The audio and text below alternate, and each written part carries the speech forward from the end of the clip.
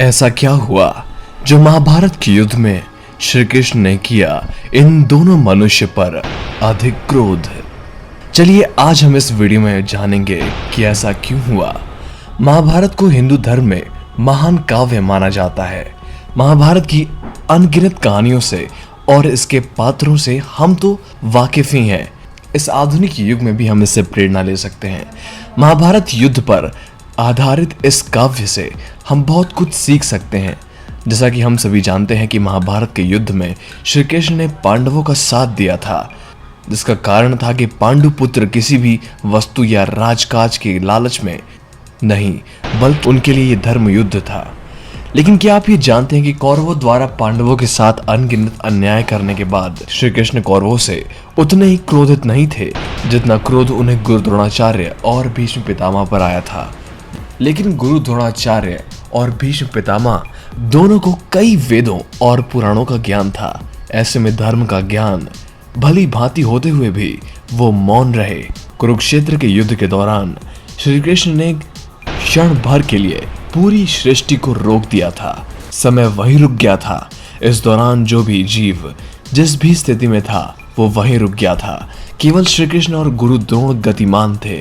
साथ ही श्री कृष्ण ने गुरु द्रोण का अभिवादन करते हुए कहा था कि आपका जीवन सदैव ही दूसरों के लिए प्रेरणा स्रोत रहा है, लेकिन जब धर्म को चुनने का समय आया तब अपने पुत्र मोह में पड़कर धर्म नहीं बल्कि चरित्रों यानी कि लोगों का चुनाव किया। आपने अपने शिष्यों को कुशल शिक्षा दी, लेकिन चरित्र और धर्म का ज्ञान नहीं दिया। आपने उन्हें कुशल योद्धा बनाने की दिशा में अपना 100% दिया, लेकिन उन्हें उत्तम पुरुष बनाने में एकदम नाकामयाब रहे। इस तरह गुरु द्रोण को अपने भूल का अनुभव हुआ। इसके अलावा श्री कृष्ण ने भीष्म को धर्म का ज्ञान दिया।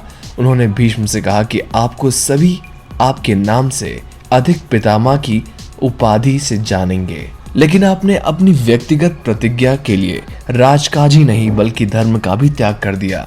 जिस समय आपकी प्रजा को आपकी आवश्यकता थी उस समय आपने अपनी प्रतिज्ञा को सबसे ऊपर रखा। धर्म उन सभी प्रतिज्ञा से बढ़कर है।